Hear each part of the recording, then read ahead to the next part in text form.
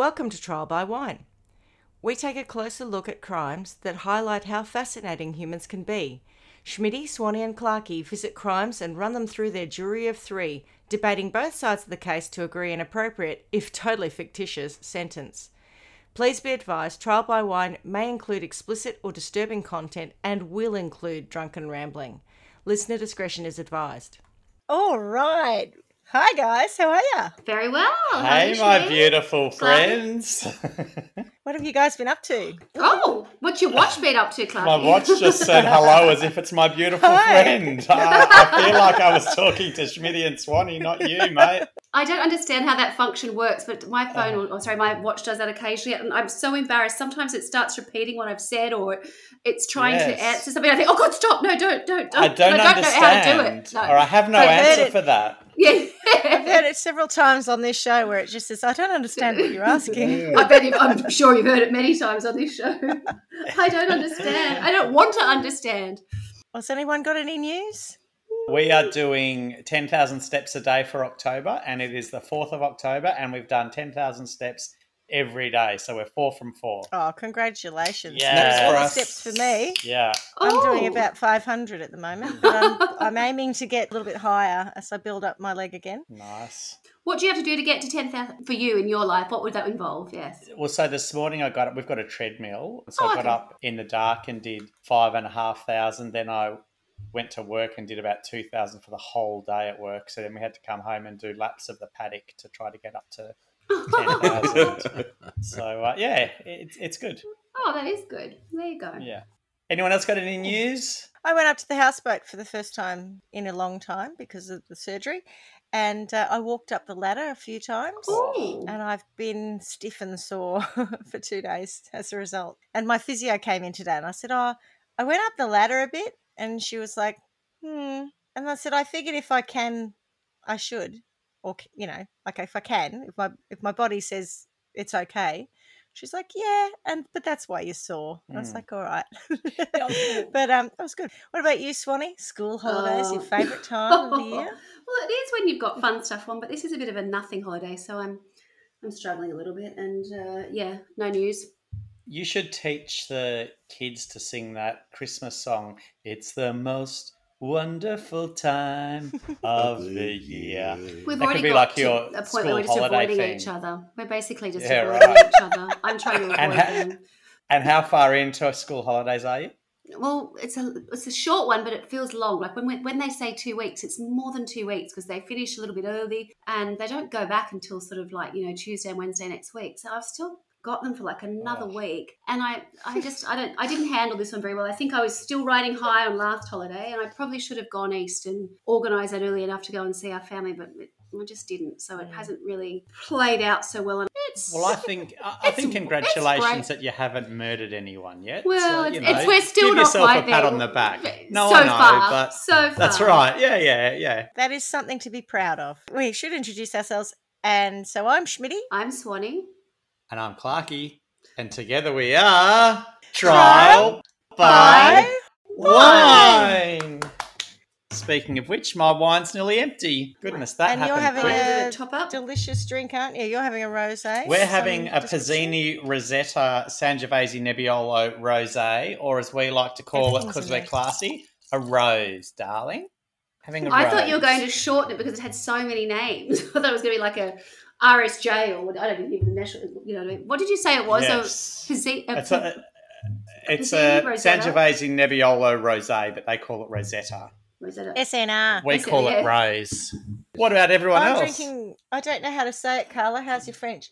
Would that be Dupré? I can't read it. Duperry or Duperry? Dupré or something. Or Duperé. Dupré. Anyway, some French it's actually a French champagne rosé, which I bought for the occasion of our anniversary. Oh. When's that? There you go. It's today. Oh, yeah. Woohoo! For anyone who missed it on our socials. Yeah, get on our socials and you can see us toasting our great brilliance ourselves. If you were going to get on our socials, where would you go, Schmitty? You go to Trial by Wine on Facebook.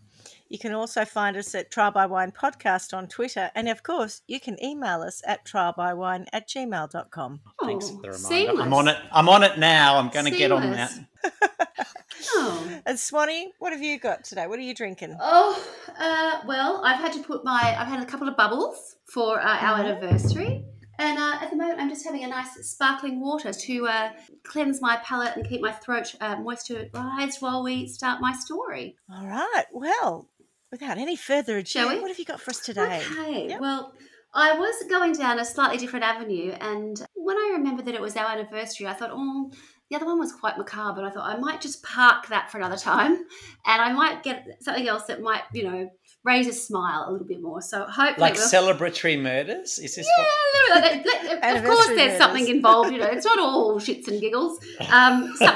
Something dire does happen, but the framing around all of it, I really got a tickle out of. So hopefully, everybody will enjoy some of that as well, because I did enjoy that aspect of it. There was a little bit of a backstory.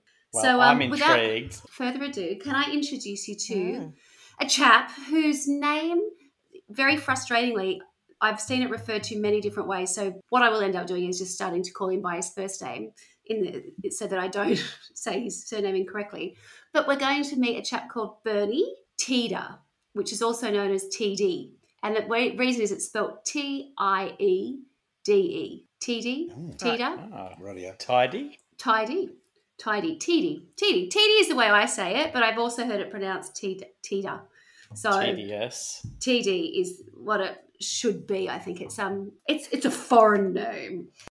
It's a German name, I'd say. Correct. That's absolutely right. And they would say, and that's why it is T, because when your E follows the I in German, you say it as an E sound. So it's TD. Yeah, I think you're right. So when I was listening, I'll tell you, it'll make sense why other people are calling it Tiede later on because of where it is. And is the us silent after TD? Yes, absolutely. Yes, it is. Okay. I'll tell you my sources because that might give you a little bit of a insight as to Lad Bible. No Lad Bible.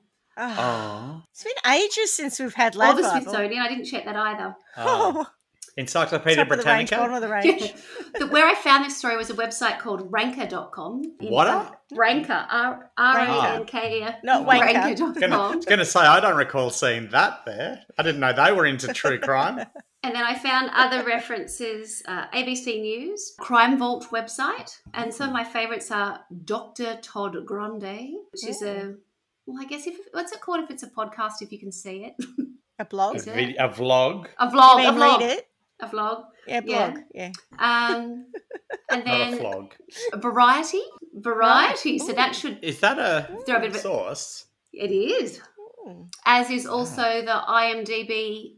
the International Movie Database. Okay, and then I'll also be using Wikipedia. And Wikipedia is the best source for this story in terms of a timeline. So I will reference it quite a lot. You're putting it in that's the hardest part, right? Yeah. And this is sort of, the timeline's quite important. So I can give you all the colour and whatever else, but I will need to reference Wikipedia in terms of how it all played out. Okay, so let's start with Bernie Tiede and where he was born. So he was born on August 2, 1958 in Tyler, Texas. And he was the son of Bernard Tiede, because he's Bernard Tiede too, remember? Who was a native of Volyn Oblast in the Ukraine, and he was of German descent. So there you're right, Schmitty, you got it already. And then, nailed it. So his father, Bernard Tiede, had immigrated in 1926 as a child with his family to the United States. The elder Tiede had served as a professor of music and choral director at Our Lady of the Lake College in San Antonio, Texas, at Southern Methodist University in Dallas, and at Kilgore College in Kilgore, and then McMurray College in Abilene, where he served as director of the McMurray Chanters until his death. So a very musical family. They're at their very heart that's what their dad's profession is, and it's certainly probably a big part of their life as well. In addition to his work at the university as a university professor, the elder Tiede also served as church music director and a vocal performer. Bernie Tiede's mother was his father's first wife, and her name was Lela Mae Jessup. Mother. Yep. Got it. So we've got okay. Bernie Tiede the second. Mother. Yeah, just so our hero, whatever else, his mother. Yeah. had been married to the professor of music. I was trying to plot that out on a mental whiteboard until I realised it actually wasn't complicated at all. No. I was like, oh. Well, I should have said Bernie Tiede II's mother. There you go. They had married in 1957 and Bernie was born the next year in Abilene, Texas. However, Jester was killed in an automobile accident when the boy was just 2 years old. So he lost his Jester? mum. The mum. Is that his mum? His mother. Yeah. So he lost his mum very early on. Just checking. No problem. In 1963, the father married Clara Catherine Wiley, who became his stepmother, and I believe they had another child. His father died in Abilene when he was 15, and at that point he was left with his stepmother and little sister. So he graduated from high school in 1976, and he took a job around this time in a local funeral home to help support his stepmama and his sister. And he quite liked it by all accounts, and he'd drive the hearse around town, and he was, you know, into it. He was into it. Was he into it? No, he wasn't. No, not like that. Oh, okay. This is what's really good. quite unusual about this story is he really wasn't into it I don't think in a particularly macabre way. That's Clarky's alarm bell going off. Yeah. That is absolutely ringing alarm bells for me. Anyone who has fun working in a funeral home. Well, I think that he kind of enjoyed it, and it sort of played to some of the things that they'd had in their upbringing, which was the church and music. Death. And to be honest, it was ritual. Correct. And so what happened was he discovered that he quite, I wouldn't say enjoyed it, but he did enjoy it. He was good at it. So he went and studied. And he went to mortuary school. Like was good at it and so got some level of satisfaction out of it as opposed to just enjoying it. No, not enjoying it. It was more like... Not sexually. Not at all. It was a career path. And right. And, you know, death and taxes, you're always going to have work if you work in... And I think that, mortuaries. I will go on to this, but he did it because he enjoyed it. He did it because he was good at it. And I think that there was a connection between his upbringing and certainly the musical side of it. I don't think many of us think of funerals in that respect, but in Texas, if you're having a funeral and you're going to a funeral home, there's lots of singing and, you know, it's got a lot to do with worship and church. It's not just about a funeral, you know, a lot of these things came together. So his musical background played into it. And I think that he would not only be able to respect people who had passed, he was able to bring this beautiful sort of joy of his love of music into his treatment of people, and then also how he then worked within the funeral home. Is it true that he used to like to dress up as Cher and sing If I Could Turn Back Time? Well, I'd have to say no, but maybe. But when I get on further, perhaps. Disco Inferno? No, that burn, burn, baby, burn. Any of those? Only for the cremation. Yeah, that's right.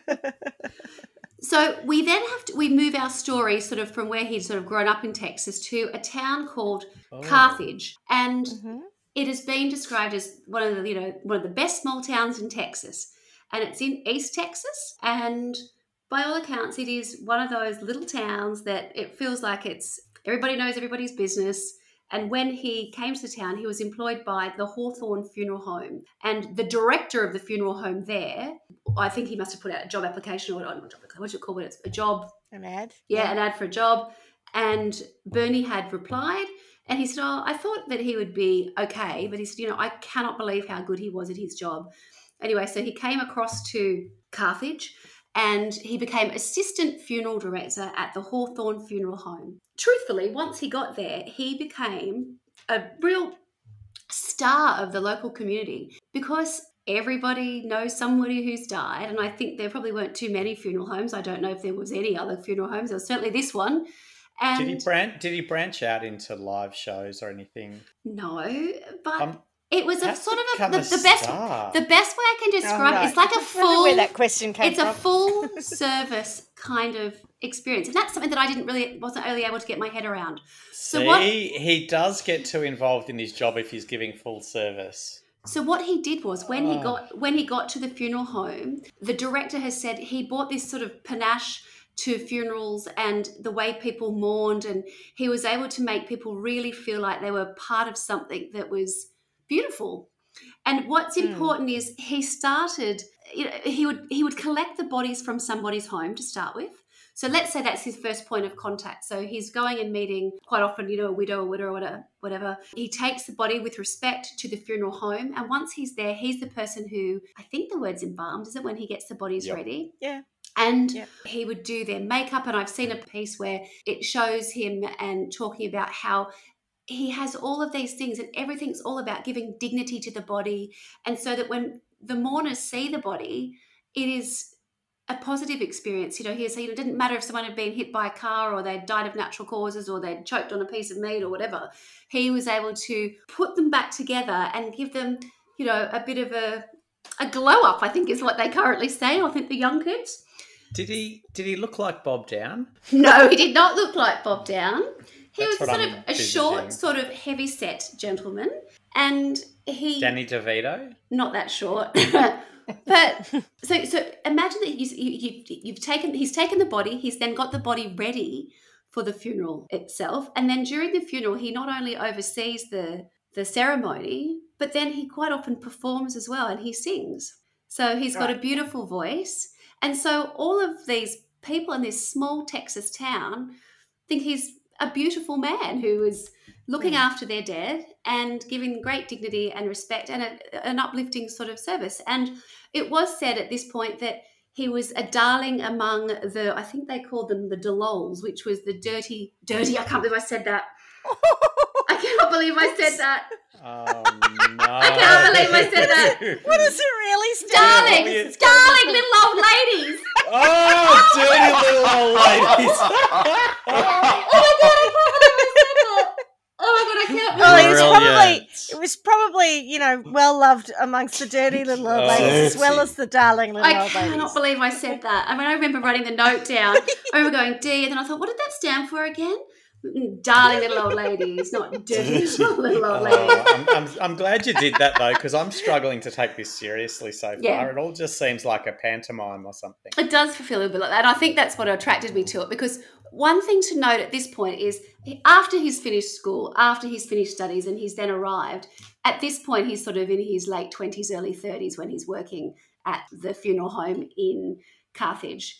And when I'm talking about the darling little old ladies, even the dirty ones, we're talking about elderly ladies. We're not talking middle age. We're talking about that set who, to be fair, we've been to quite a few funerals this year, but it becomes their social life in some respects. When you get to a certain age, you are going to more funerals than you're going to weddings, christenings or whatever else, other sort of life events. And so they're starting to see Bernie more often. He's a figurative part of their life. And then to add to that, Bernie just starts to become part of the fabric of society, and he is so highly regarded because of what he does. And then he's also helping young people at Scouts.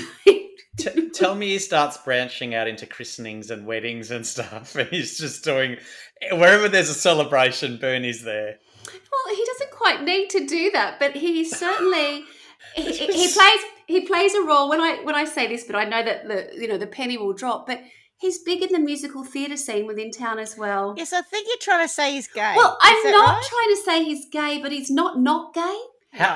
What do you mean he's not gay? Of course he's gay. He's never... we don't know his sexuality. He never comes out. He certainly likes musical theatre and little old ladies, and it's a little bit flamboyant. He's Hello. He's a little bit Bob Down. Well, it's very interesting because for a little Texas town, about the sort of most... And when I say incriminating, I don't mean incriminating in like it's a bad thing, but about the most bold thing that anyone was sort of said was that he was effeminate, but they didn't think that he was necessarily gay. And he was... Join the dots, for God's sake. Yes, but... I'll read between the lines. He was so involved in helping people and musical That is theatre. Exactly what I'm envisaging. Yes. Well, you're doing him a favour. He's a little bit shorter, a little bit more. He does have a moustache. Yeah. Oh, is that better? Right. Oh, Bob Down. Yes, I can see it. No, he doesn't look like that. No, he doesn't. He's a little heavy set, sort of little moustache man. And he's just a darling, really. And he's really looked upon with great sort of, I'm not sure of admiration, but, people with great kind of affection. That's the word I'm after. By all corners of the society. And I did see that there's like one reference to it. It said, that also closeted people were quite a fan, but I couldn't then find any proof of any of that. It's really weird. It's it paints a picture, but there's nothing concrete to say that he was. It was just some of the things that were his hobbies and his interests were very effeminate. So we've got Bernie, who's very busy keeping the dead company and certainly looking after the mourners at the funeral home in Carthage, Hawthorne Funeral Home in Carthage, Texas. In 1990, he meets a lady called Marjorie Nugent.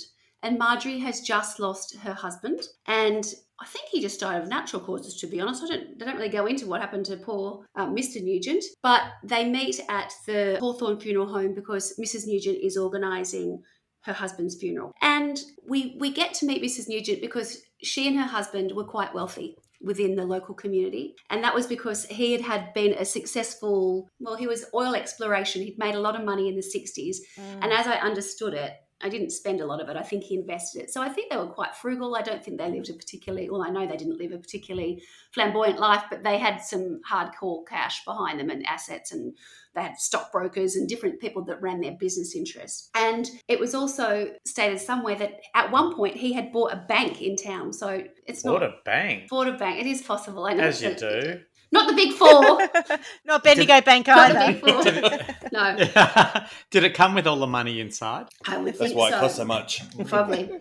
So he also had a bank, and I don't know if he had that for how long he had it for, but there's no record of it sort of going into the future, but at one point he did. So that will give you an idea. They did have some serious coin. Anyway, so Marjorie, however, was really the polar opposite of dear Bernie in the fact that nobody really liked Marjorie. Marjorie had the worst reputation in town just for being, I hate to use it, just a bitch. She was just mean. Yes, a slack-ass mole. She was. Her own family were like not fans. She just really and truly rubbed people the wrong way. She was not a nice person. She was mean in particular, and that really didn't sit comfortable with local folk. No one really cared for her. I think her husband people were quite fond of him. He was a straight talker, but she had this other sort of persona that people were just not interested and weren't buying into and not sort of happy to entertain, so she was very much on her own. So what Bernie did was, which apparently is what he did after all funerals, was he would follow up with the mourner or the widow or the widower. And he went to pay a visit to Marjorie. And the first time he turned up with flowers, he always did, and she, shut the door in his face. But he continued to go back and see her and bring her, sweets and bubble bath and little treats to, get her through this difficult time. And Marjorie then starts to let Bernie into her life because actually he was the only person who was nice to her. Yeah. He was and he's a stalker. Yeah, he was the only person who was nice to her. Not him again. If you can't beat him, join him. Yes. All right, Bob Down, come on in. So at this wipe point, that ridiculous smile off your face. What I do love, and this is really important to know, at this point, Marjorie is 75 and Bernie's 32. There's just a little age gap. Yeah, the way you described him, I thought he was older. No, this one, no, because I sort of 32. said, 20s into his early 30s. I mean, he's young. I mean, I would say that at this point in my life, wouldn't he? That's so young. He's 32, she's 75. They start spending some time together. They go out for lunch, they play cards. And he spends a little bit more time at her home. And they actually do have quite a sweet relationship. And he starts to take her out. And because of his interest in musical theatre, he starts taking her to some of the productions that he's involved in. And she, for a time, seems slightly warmer. I have to say, she does seem a little bit less crabby old bitch and a bit more like, oh my goodness, someone younger and, full of joy and life and kindness is paying me attention, and there's a warmth to her at this point. And they do start to spend a considerable amount of time, and the people in town know, and they start to say that, Mrs. Nugent or Ms. Nugent has a companion in Bernie. And then they start to sort of up the ante a little bit, and they start travelling. And they go on a trip to Russia. They go to Acapulco. Is she paying? Oh, yeah. They have a trip to New York City, and they fly first class, and by all accounts, it's a very nice life that they're starting to live. And I think she sort of thinks, well, you know what? I'm not leaving it to my family. And she's quoted as saying that. I'm going to spend it. I'm going to spend it on who I like and how I like. So they start living. But also, they've got plenty. She's got plenty of cash. She's got plenty of cash. And I mean, she lives in a very, I wouldn't say it's necessarily modest, but, she doesn't live extravagantly. Not mansioning it. No, not extravagant. She just, they run a business. They're business people who have access to money, but, they work she and her husband probably worked very hard to have what they have and maintain it. And then Bernie comes along and there's a little bit of, I think her husband probably worked for fun times. Exactly. Let's go on a holiday. You're paying. It sounds awesome to me, if you don't mind me saying. I wouldn't mind it. Imagine being 75, a bit of dosh, and a 32-year-old who doesn't want anything but just wants to hang out. I'm like, it's not going to end I'm up for it. Is it? Probably not. This is trial by wine. Yeah. True. No judgment so far. No. Things go quite well, and the two eventually become an inseparable companions, even though there's sort of, 40-odd years in between them. So in 1991, so remember they only met in 1990. In 1991, Nugent alters her will, and she disinherits her only child, who is a chap by the name of Rod Nugent. And I know that he's a doctor, but they call him something. What do they call it if you're a doctor in America? I can't remember. Anyway, so he's got his own money, and she sort of says, these people have nothing to do with me anyway, and he and his family are fine, so I don't have to worry about that. I'm disinheriting him. But then she chooses to leave her entire $10 million estate to Bernie Tiede. He's dead. Ooh. Right there. I don't know that 10 million is a death sentence. I'm calling it now. I'm getting in early. So at this point, quite early on, Bernie's still working at the funeral house. I don't know where I got the word parlour from. All of a sudden, I've come over all American. A funeral parlour. Yeah, funeral parlour. I've come over all Southern. He should start planning his own funeral, I reckon. Funeral home? He's a goner. Well, in the funeral home, he would sell people their coffins. So, they'd come in, he'd be doing, this sort of sales spiel, we could, would you like this? Would you like this? Oh, I think you won't fit in this. This would be way more comfortable. And then the head of the funeral home was saying that he had a couple of flourishes that he'd added, and it meant that for every funeral that he did, if you wanted a dove release, that they could charge people an extra $150, little things like that. But it was literally from the time he took the body to doing hair and makeup and prepping them to singing at the funeral, selling them the caskets. It was a big I bet he did. business. What year was it? 90. I bet he was doing those early DVD slideshows, PowerPoints. Probably. I reckon he's got 3 months left. He's a goner. By about 1993, so a couple of years in, more than 3 months, she convinces him to leave his job at the funeral home and work and be her full-time companion. So what in terms of work, he starts calling the stockbroker on her behalf and starts doing that. And people are some feathers are ruffled certainly at this point. And, the stockbroker's saying, I'm not dealing with you. Put Marjorie on the line. Then Marjorie's like, if you don't speak to Bernie, then I'll change stockbrokers. And obviously she's probably one of the biggest clients he's got. So they all bow down and kowtow to dear old Marjorie. But their relationship sort of shifts. There's less of the sort of holidays and grandiose things of the earlier days. And now it feels like she really is becoming much more possessive of him and having him do more menial kind of things. So controlling him. Yeah, she's controlling. She's allowing. Isolated him from his job for a start, exactly. Which he loves. But it's sort of double-edged sword. Coercive control. But she does allow him access to money. So yeah, but that's part of the coercive control. Is like if you shit me off, I'll cut you off from that money. So yeah. So that's very much the dynamic that starts to evolve, where you see that he's gone and bought himself a small plane, and he's gone and got himself a license. What? It seems a very small plane. But of all things, it seems quite. Honestly, I'm researching another story, and that's exactly what the guy did when he came into some money. I don't know what it is. I'm like, go and buy myself a plane. It's a fair escape plan, though, if you are under coercive control, to just buy yourself a plane. You would think so, wouldn't you? But it plays out that he has to be available to her when she needs him. Quickly come here now. He has to clean the house. And she gets rid of other people in the process, so that she becomes totally reliant on him. But then, you need to be here. And then if he was flying and she tried to contact him and he was unavailable to take a call. So then she said, right, well, you'll have to have a pager because when I need you, I need you. And it became very unhealthy and sick, really, she was being really mean to him as well. Poor Bernie.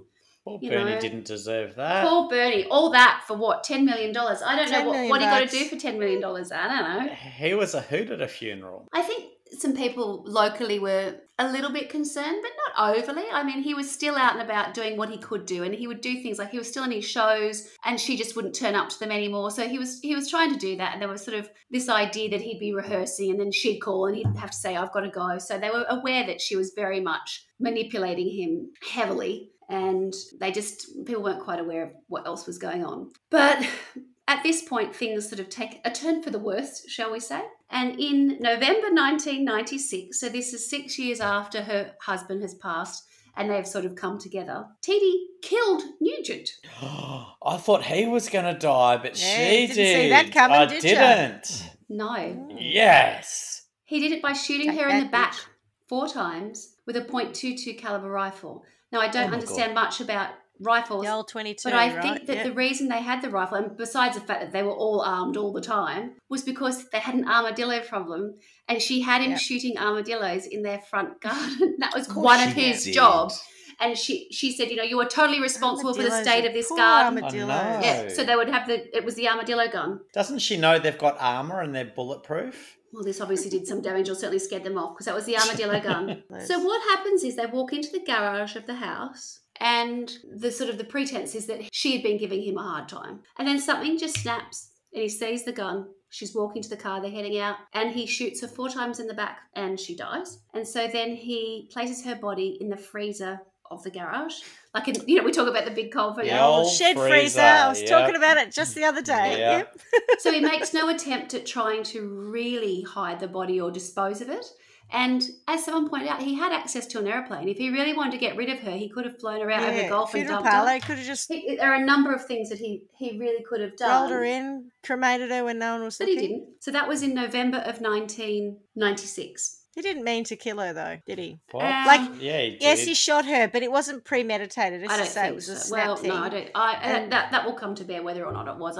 I think I don't think it was. I reckon he meant to kill her. Not premeditated way, but just right. I'm fucked up. I'm done. You asked me to clean one more fucking spilt red wine and you're dead. It was things like, cutting her fingernails and like really just, like being nearly The things served you have to do for older people. Yeah, that's correct. right. Yes. Yeah, but I don't know that he signed up for it as a carer. No. He would have started with, this is fun. We're going on holidays and we're companions. But then it moved into a carer role because she forced him to be the person that she relied on. Okay, so Bernie just sort of goes about business. He doesn't go and tell anyone, I've shot Mrs. Nugent. He just Whoopsies. Carries on. And in He actual wrote a fact, musical about it, he becomes and then he directed even more generous and more kind in some ways. And what he starts to do is he starts using her money to help others in the community. Like, he's always done that. And they would say, like, he was a bit of a buyer. One of the examples they say is he drove a really beat up old car around, and that beat up old car had finance on it. Like, so he owed money, he had debt. And it wasn't like he ever spent money on himself. He'd go and give it to other people in the community. And, so for instance, the church needed a new wing and he was, always promoting, like putting money into that. And then he purchased a really expensive over-the-top coffee house, I think that's what you call it, like with a slide, not a tree house, but like a really grandiose sort of like outstanding little house. Playhouse, that's it, with a slide for someone's daughter. Like, he was always buying things for people, but he also spent a lot of money sort of civically. So he had given money for academic prizes. I think he'd paid, this must have cost a fortune. I do find this a bit odd. He'd paid for the choir to go to Russia, I think at the local school. He was Bernie, giving money to friends, giving money to civic groups, giving money to the church, but not always just money, helping as well and doing stuff. So he just kind of upped the ante on that, and people just thought he was the best. Oh gosh, Bernie could do no wrong. I wonder what Marjorie says about that. Yeah. Absolutely. So that sort of plays out for a period of about 9 months. And then in August of 1997, her friends, and probably with the help of the stockbroker, I think they have really want an answer. They haven't obviously spoken to Marjorie for some time. And it wasn't that they ever did, the family, right? They weren't really in contact with her, but the stockbroker was.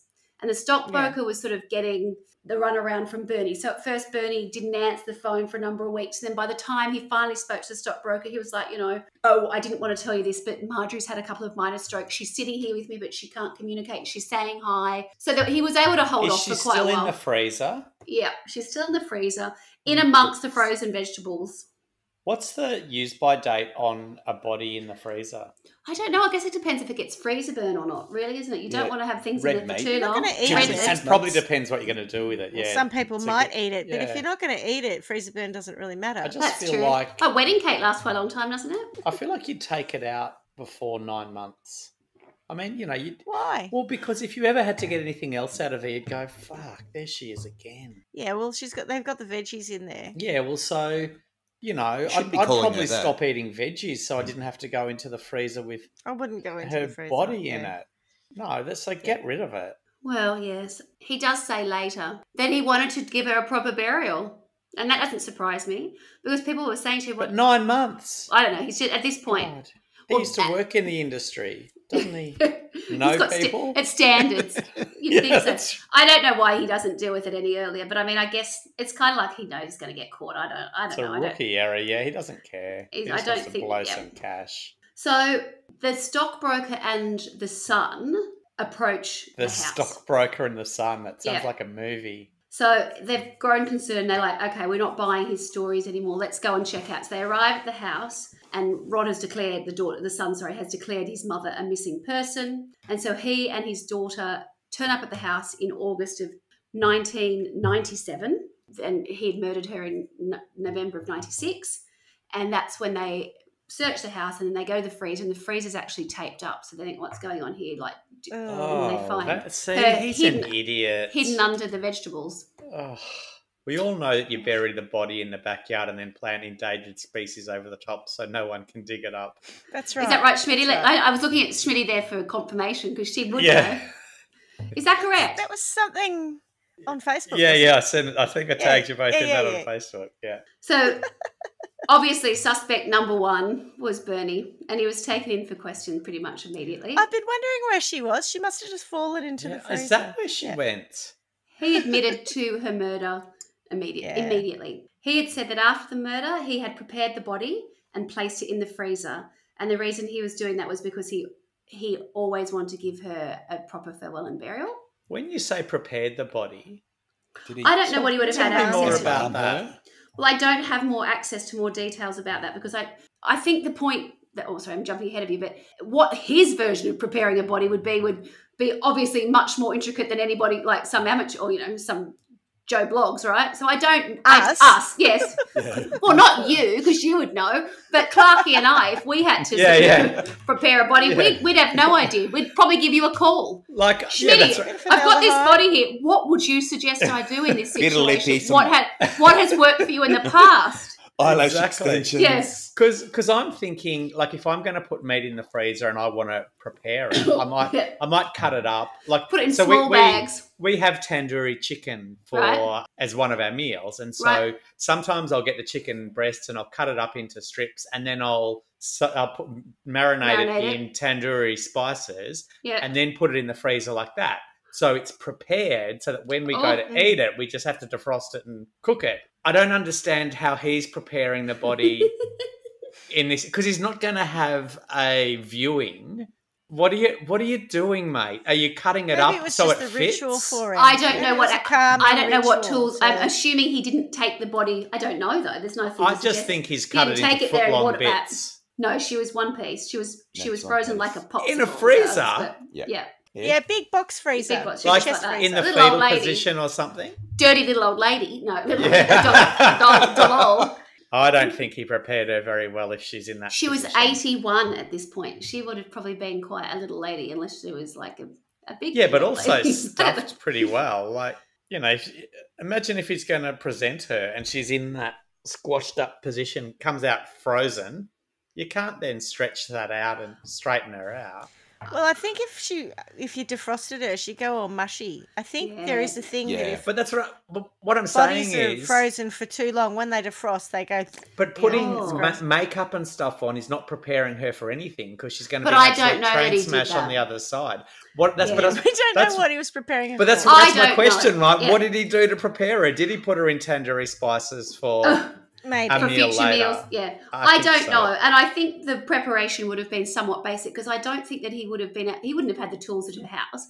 Bernie, what are you having for dinner? I'm having tandoori delo. Marjorie. Marjorie Maybe just cleaned the wounds Yeah. and Yeah. got rid of the blood and changed her outfit and put some makeup on her and then popped her in the freezer. That sounds Yeah. all too Just to give her a boring. little bit of dignity. Just Yeah, that's how maybe. you That's would how- do it. I know, but And also, that's as very you know, when personal. people die, they can actually defecate themselves or urinate Or Yeah. get a as the prolapse. muscles relax. So it's quite possible that he cleaned that's all the of that shits up. part of the shits and giggles that you That's had right. with this story. Tick, tick, tick. Yeah.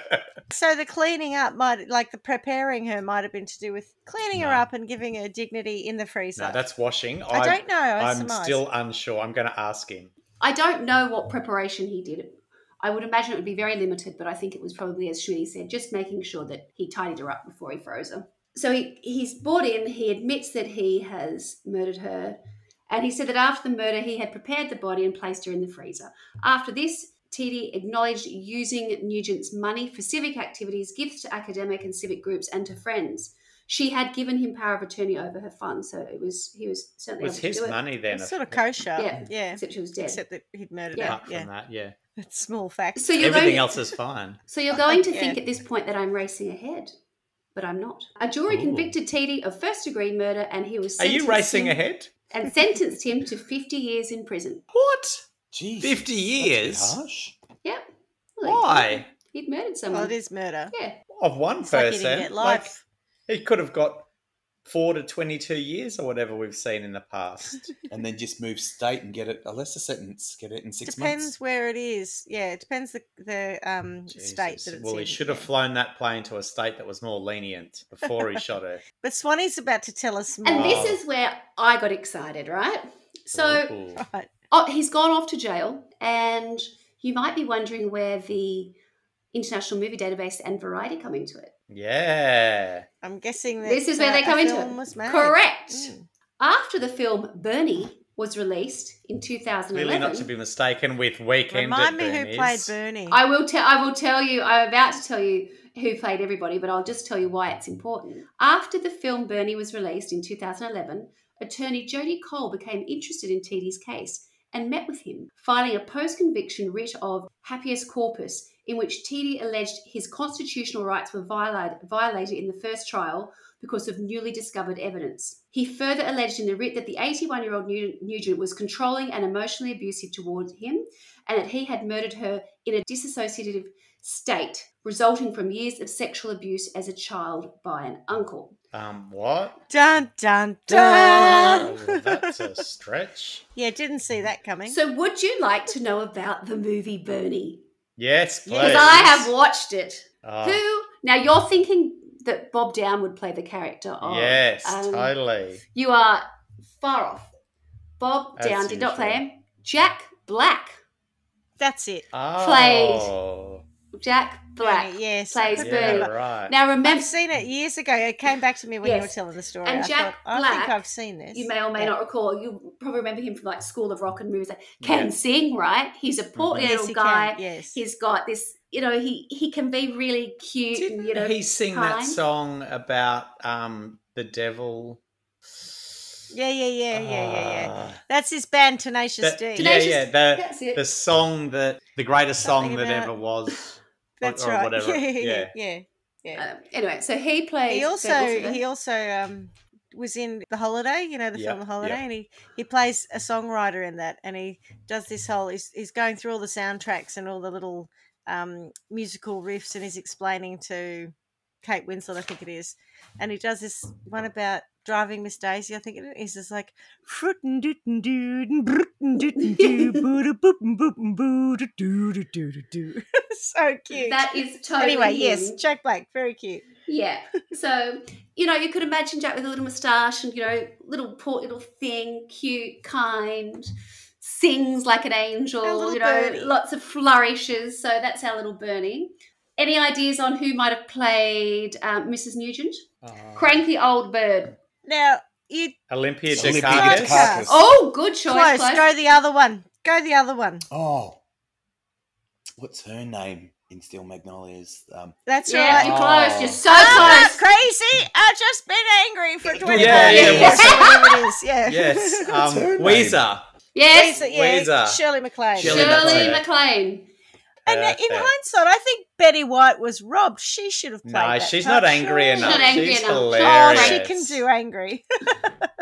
And then the part, there's three main characters. There's the part of the district attorney. And think of someone who was also, he's Texan. And this Matthew one's... McConaughey. Yes, is that the only person you know? How'd you get that? Just Texan. because we like Matthew McConaughey. And Yeah. Well, there you go. And he likes playing a lawyer. He likes that Yeah, stuff. yeah. I know, it feels like he's just playing himself as the lawyer. Yeah. Time to kill. Dun, dun, dun. Okay, so this was a brilliant. movie that was directed by Richard Linklater. And that's important because it comes up a little bit later. So this movie... Because you link it in later. Oh, later. Link later. Exactly. Ba-da-ching. So after the release of this film, can you believe it? Like, and I've watched the film. I'm sure there are lots of films about other crimes that are committed that don't warrant this kind of response. It's as a result of the movie coming out and this attorney seeking, some more information, trying to work out what really has happened and what was Bernie's true motivation Weezer. in killing Mrs. Nugent, that things take a change. The Texas Criminal Courts of Appeal approved the writ. According to Rod, I don't know who that is, Tiede had alienated Nugent from her family, friends, and business associates of her late husband. Yeah. So that's what the son was saying. Oh, right. I've right. confused you there, sorry. So it's two different bodies. So her family are now coming and saying, we want all her money and we want something terrible to happen to him. He's criminal. She alienated us from him. She took him away from us.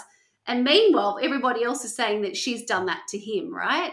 Because she was the bad guy. So a lot of the local people are saying there was two very distinct camps. There were the camp that were totally pro Bernie, and these God-fearing people knew that he had murdered her.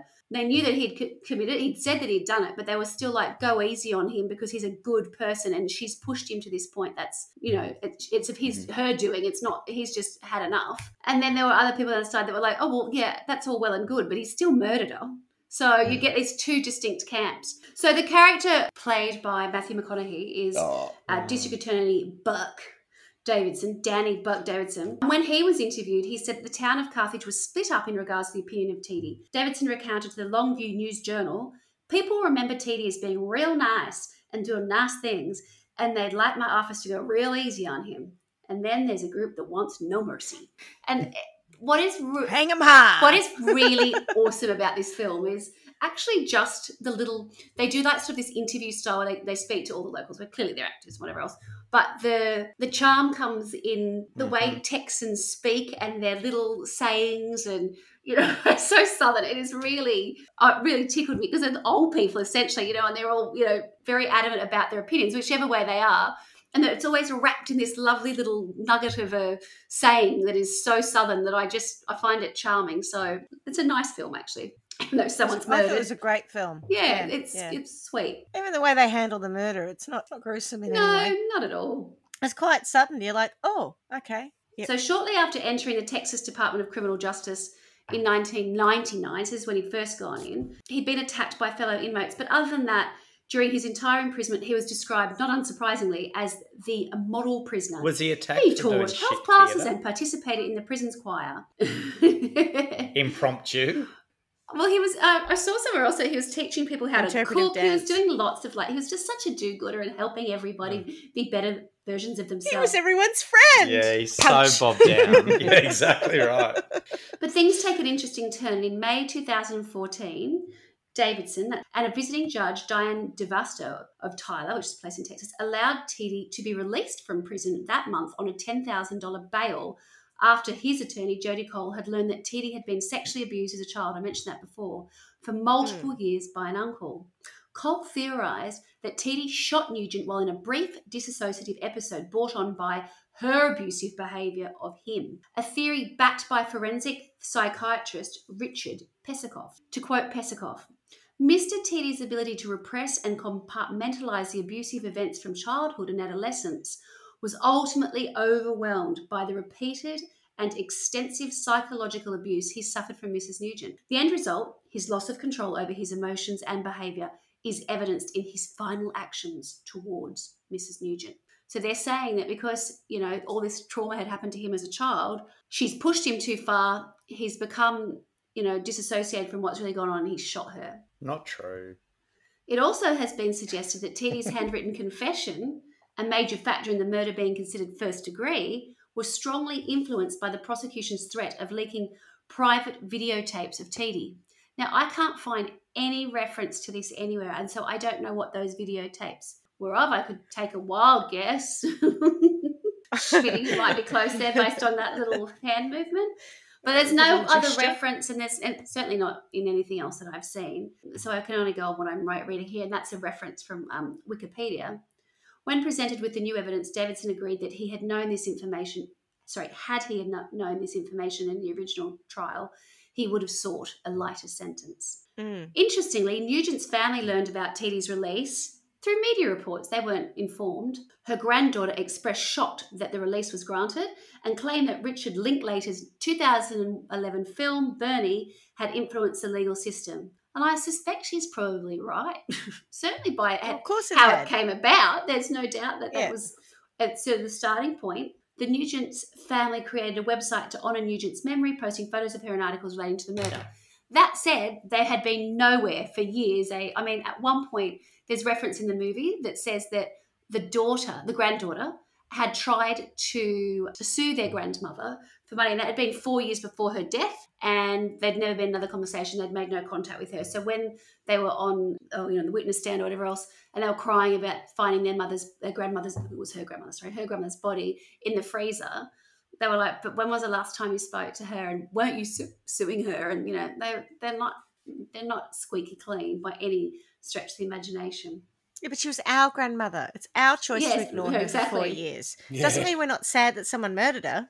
Now, this is interesting. Between the time of his release in 2014 and then he had a resentencing hearing in April 2016, Tiede resided in Austin, Texas, at what is known as a garage apartment of the filmmaker Richard Linklater. So Richard Linklater... Is that a garage with an apartment up the top? Yes, which is very common. Like a mezzanine?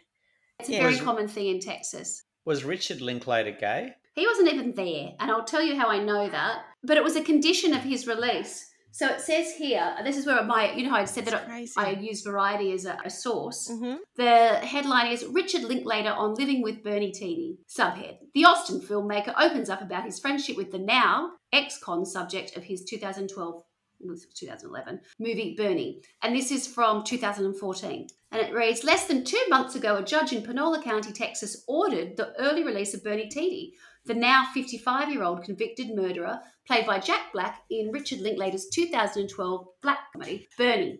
One of the conditions that Tiede lived in Linklater's garage apartment. It got reported strangely, the director admits. There were headlines like Judge Orders Murderer to Live with Filmmaker. There were jokes immediately on the internet like Zodiac Killer crashing Zodiac Killer crashing at Finch's. Austin's kind of a garage apartment town. So it's not a big deal for me to let Bernie live there while he gets back on his feet, he continues. But it sounded almost as if the judge had said, okay, Austin liberal, you want to let him out? Well, fine, he's got to live with you. And this had come up also in the movie where they talk about how Texas is basically 5 states within a state. And, I think you probably heard of this, is at South by Southwest, there's like a festival that they hold in Austin. Austin is considered this like one little spot within all of Texas that is like much more liberal and quite cool. Then they talk about like the carcinogenic coast, which is like Houston, where the oil wells are. And then, Tex-Mex down closer to the Mexican border. So there's all these different areas, but that's what this reference is referring to, saying, well, the movie makers and they're so liberal and, if you want him out, then he's your responsibility. So, But did the judge order him to stay there? Well, yes. Yeah, it was part of the conditions. Well, I feel like that's exactly what the judge said then.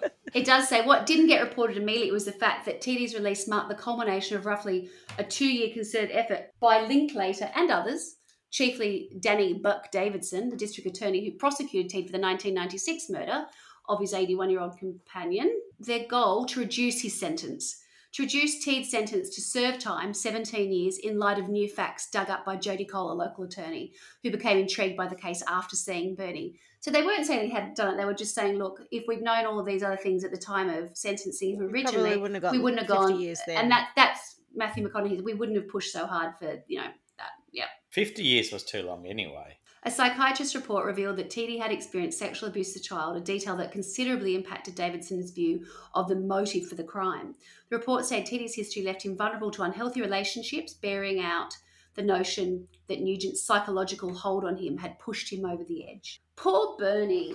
Oh, my God. I know, right? I know. That sounds lovely, but it wasn't quite to be. So the resentencing trial began in April 6, 2016. During the resentencing trial, Marjorie's granddaughter, Shannon Nugent, spoke directly to Bernie and stated, "You are nothing to me." I wouldn't think that had bothered him terribly. Shayna, okay. Shayna and her father, Roger. Sorry, who are you? You weren't. Never met you. Interestingly, when I was with your grandmother for 6 years. Yeah. Actually, I'm $10 million richer than you. The granddaughter and her father both asserted that Marjorie was a kind woman on good terms with her family, in contrast to the portrayal in the film, certainly, who Tiede conned in order to spend her fortune without her knowledge. Other witnesses' testimonies differed. For instance, Great County Commissioner Darryl Primo testified that in a conversation he had had with Marjorie between 91 and 96, she spoke favourably of Bernie's spending, as she proclaimed, "I'll spend every dime of my money before I leave it to my family." Merrill Rhodes, the victim's sister, recalled of Marjorie, "I was always afraid of her. I never forgot that she was my sister. I always loved her as a sister. Actually, even when she did ugly things, and she did." Merrill's son, John Rhodes, attested to the movie's accurate portrayal of his aunt. He noted several acts of his aunt's abusive behaviour towards him in a New York Times article titled, "How My Aunt Marge Ended Up in the Deep Freeze." Oh, brilliant. Oh, Yeah. my Lord. Oh, sensitive. Clickbait. Absolutely. So you I can would find totally click on that. I've got all of this. It's sort of, they were all, called up to testify, and he'd already written the article about how much of an old witch she was. So that was, again, going against the son and the granddaughter. So the aunt and the nephews and that are saying, well, no, she was wonderful. more than a handful. Us, she loved us. She was would so have kind. happily left all of her money to us. On April 22, 2016, the jury of 10 women, and 2 men issued a new sentence of 99 years or life for Tiede. What? Yeah, I know. After 3 weeks of testimony, This is outrageous. they had deliberated for just over 4 hours. I don't understand. No. Tiede resided in the Telford unit of the Texas Department of Criminal Justice for at least 15 years. As of 2021, Tiede was incarcerated at John B. Connolly unit of the Texas Department of Criminal Justice in Kennedy, Texas. He is not eligible for parole until August 3, 2029, which will be a day after his 71st birthday, which I think is really sad. That's an outrage. Yeah, it's, I don't know. I know that I'm a little bit sort of enchanted by the film, but even before I'd watched it, I sort of thought, it just seemed like some of the crimes we look at, I just don't get the whole people numbers. who get to have concurrent, like murder 3 people and have concurrent sentences and only actually get 30 years in total as a result of that. 2 to 22 years or whatever it is, where they get out after 2 years, even though they've been convicted of murder. So he went in 99, did you say, was when it was first? Yeah, I think so. Yeah. So he's going to have at least 30 years in jail for killing Weezer. Yeah. Do you think that because he left her in the freezer for 9 months, that played into... Well, that would have worked against him. Yeah. And I mean, certainly in the film, they... Particularly because she was marinated in tandoori spices. But what Buck does in the first part is they move the trial away from Carthage to another jurisdiction because he's so light. Prejudiced. Yeah, he's so light. It's usually the opposite. He's so light, so they have to take it somewhere else. And they describe these people terribly as, rednecks with no brains and not, all that. So what Buck does at the time is he really leans heavily into the high life that he enjoyed with Marjorie when they were travelling. And, he says, you're a very cultured man and you like all these things and, you like going to the theatre and, really painting him as a bad person for being so very different to probably the people that he was standing in front of. But by the time it comes to the retrial and whatever else, you would have thought that they were able to focus more on his backstory.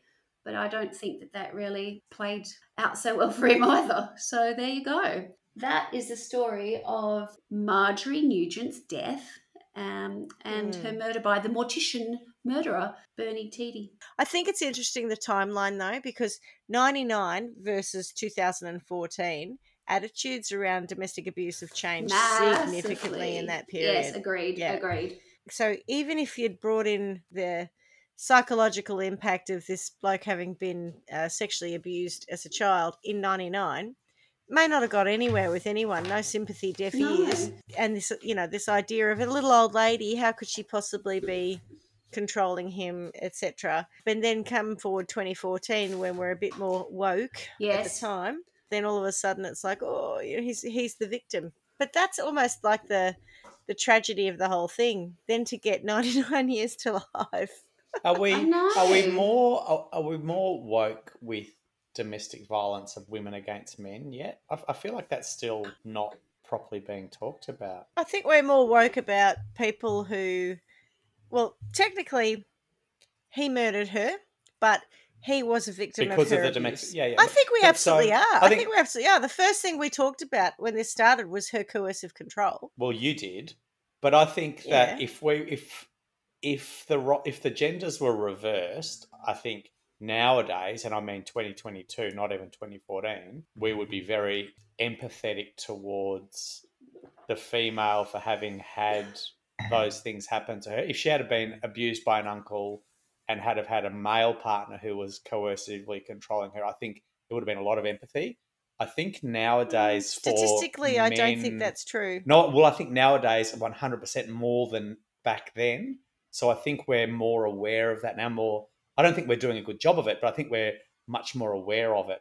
I don't think the concept of men suffering domestic violence to women is very well understood.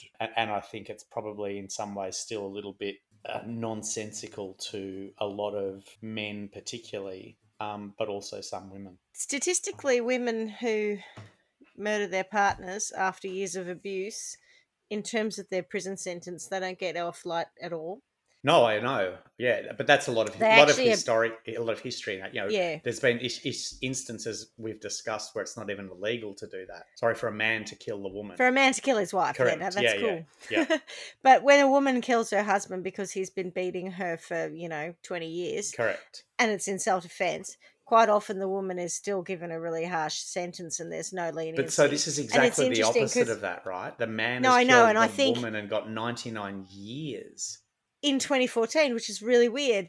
But if a woman had killed the man in 99, she probably would have been executed. So he got 50 years. Yeah. If we looked at similar things at the time, or got life at the time. So there is an imbalance. There definitely is an imbalance. But we've seen there's an imbalance from person A to person B. Yeah. I think that's to me more interesting, there doesn't seem to be any rhyme or reason about, or there's no playbook that says, okay, this is what's happened, so we're going to sentence in this area. Every time we talk about this, we're shocked at how much time someone has or hasn't been given for whatever it is that they've done. Every single time. If I look at this in pure isolation, let's say they are in a relationship, he walks into the garage and shoots her in the back 4 times. That simple act in isolation, to me, doesn't warrant 50 years. That's straight out murder. You get life sentence for it. That's my non-legal mind working, right? I don't understand the ins and outs of it, but I kind of go, well, you get life for murder, and therefore you've murdered someone, you get life. I don't know why that would mean 50 years in that instance. There's nothing that kind of makes me go, it was horrendous, but 25 years would make sense. 50 years, what on earth? Unless you said there are extenuating circumstances because she's been, abusing him for X period. But it doesn't sound like that would talk it down, not up. What talks it from up? Life to 50 years. Yeah. From life to 50 years, right? So first time round, unless there was something. Yes, exactly. So here we have a second case where we're bringing in new evidence and we're able to try him again by saying this poor man is actually this terrible victim. And so instead of saying you poor thing, no, you're never coming out again. You're a danger to society. I find it... With all your musical theatre and your singing and your funereal carry-on. Enough. You're a danger. And your maracas. We don't want your kind around your here. maracas at a funeral. We don't want it. It is bizarre. It is bizarre. I don't see it. I don't understand. I don't doubt that her family feel cheated by the whole thing. And I think regardless of their relationship with her, the fact that her money went to somebody who murdered her Yeah. looks manipulative. Looks like he's manipulated her. And I could understand 100% why they would feel that way. I'm not saying it's right. I'm just saying I kind of understand why they would be arguing that point. And I'm kind of okay with And it. also, I want their money. You know, Well, of course I they want do. the money. Of course they do. But so of course does. I'm going to argue that. But so does he, right? He kind of got himself into that situation because he wanted the money. You know, he left a job he loved. No, I don't think that's true. Really? Why do you I reckon don't he think did he it? entered it to... I think Bernie was actually just a kind person, and he felt sorry for her to start with because no one liked her. She was isolated and her husband had just died. And I honestly think he was just being nice. And she, as Carla said, she seemed to be lighter. She seemed to be nicer. If she didn't have the money and didn't take him on holidays, would he still do it? But that Why happened did he later. choose her? That wasn't immediately. Oh.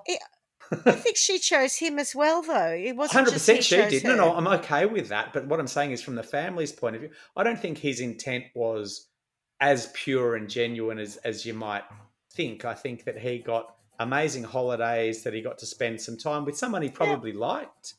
But he didn't really have any claim to that money other than it was kind of nice to have. I think he was absolutely coerced into that with the reward of money. And that could be why she got nastier and nastier towards him and more controlling. Yeah. Because, you know, she's like, well, fine, if you're going to take my money, you're going to earn it. yeah. Oh, totally. Yeah. But it is interesting. It's like, you know, you just said, Clarky, then, you know, that he wasn't really entitled to her money. And that's the thing where it does become quite interesting because who is entitled to her money? Do you know what I mean? It's like... Well, so look at it this way. The family had to put up with her bad behaviour and she cut them off. He had to put up with her bad behaviour and he murdered her. Like, I can see why the family would be going, hang on a minute. You know, we just didn't talk to her for 4 years. He killed her. Yeah. Who's worse here? And again, I don't think the money is the family's by any stretch. I kind of get annoyed at people who think that an inheritance is an entitlement. I just don't think that's the case. But no. I think the fact that he killed her kind of makes you go, well, hang on a minute. What was really going on here? And why couldn't he just walk away? Was she threatening to kill him? Probably not.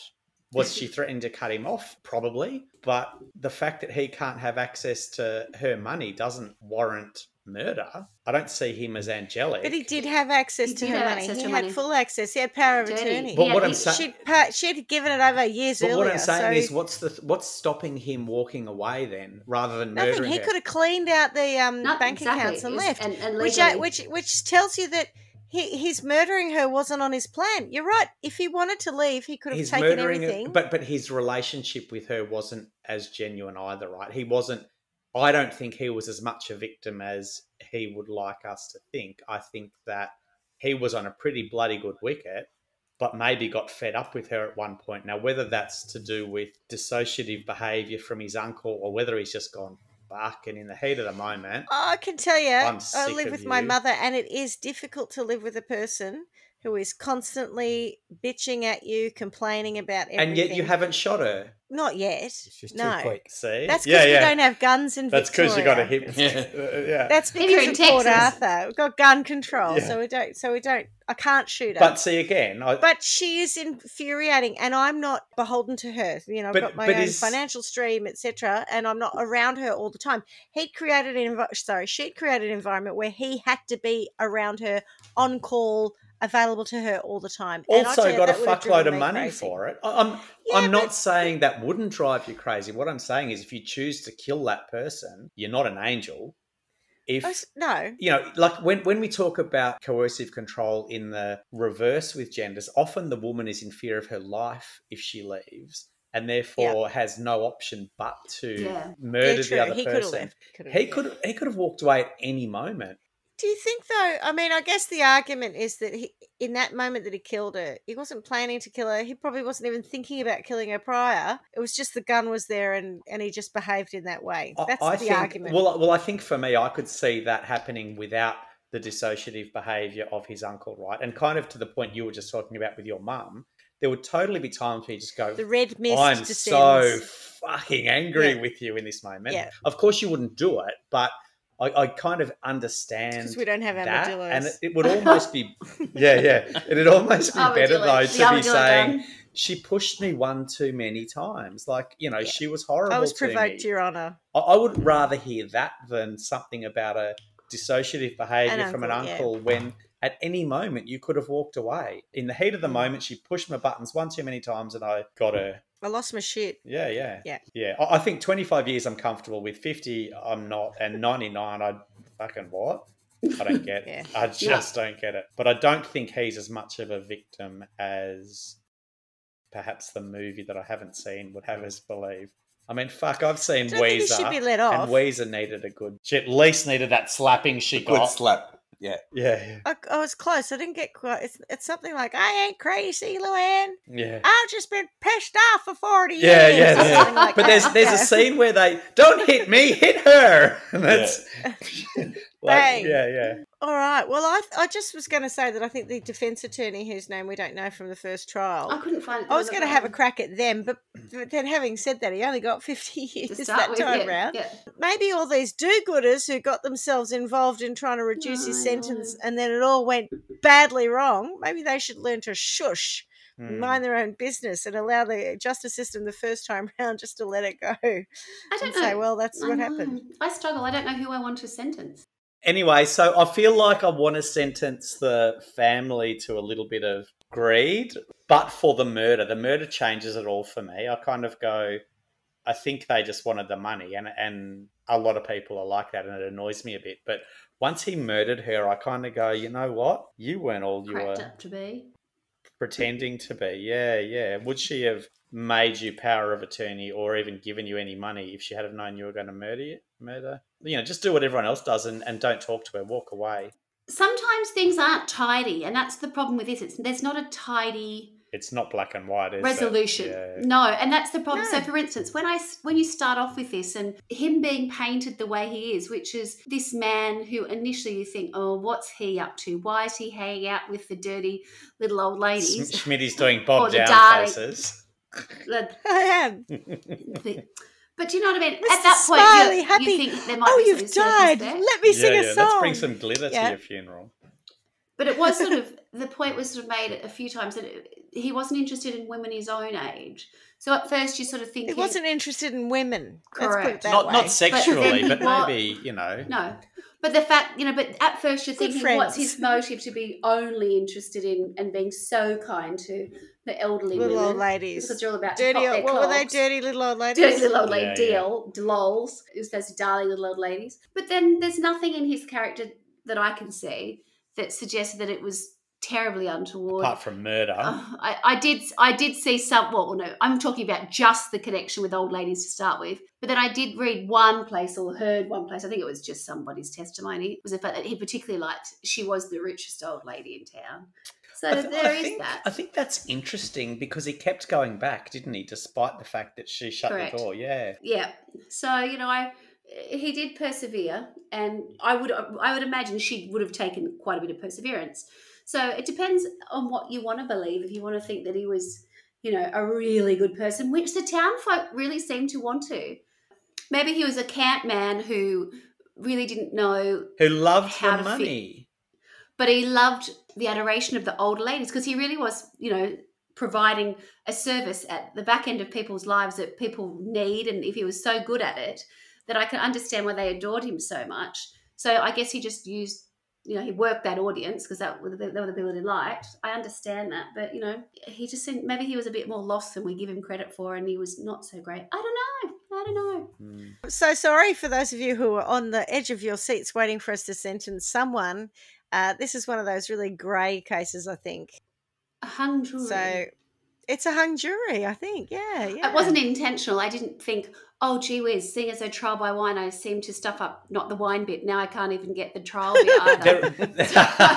Do you understand the concept, Carla? No, there is definitely... We're a year in. Do you get Can it? someone Kind message in and remind us It's only what 3 the words. greed Yeah. punishment is? Because then I could probably sentence the family to some of that. Yeah, okay. Someone send us a thing on our Facebook. That's Trial by Wine. or you can tweet us on Trial by Wine Podcast, or you can send us an email at trialbywine@gmail.com and tell us what you think Clarkie should, or how you think Clarkie should sentence the family for greed. Yes. Can you throw in some kind of incentive from your clown passions? It sounded like you're about to use your clown passions voice then. We do have our merch. As long as you aren't somewhere in where international post costs far too much, Clarkie will very kindly, I'm sure, send you a Trial by Wine stemless wine glass. The best suggestion gets the Trial by Wine glass for sure. The judge's decision is final. All right, Swanny. Well, thanks very much. That was a good one. Thank you. And I might have to go and watch Bernie again. We haven't seen I might have it. to watch it once. Shits and giggles. Go and see it. It's for worth the- watching. the- It's a good film. Yeah. The old people. The Weezer factor. So some of those, yes, that, cranky old lady, not even necessarily that character, but some of the old ones who are commentating on, I think they were really cute. Yeah, nice. A good one, Swanny. And as we say every week, and again, happy anniversary, guys. Happy anniversary. Miss you already. Ciao, darling. Ciao. Bella. Bye. Bye. Until Ciao. next time. Bye. Thanks for listening to Trial by Wine. You can contact us at trialbywine@gmail.com. Please rate, review and subscribe to Trial by Wine on Apple Podcasts or wherever you get your podcasts.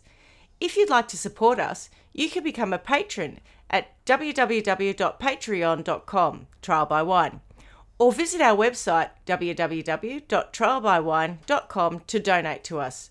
Your support will help us cover many more cases and apply wacky sentences. We really appreciate you listening and hope you tell everyone about us.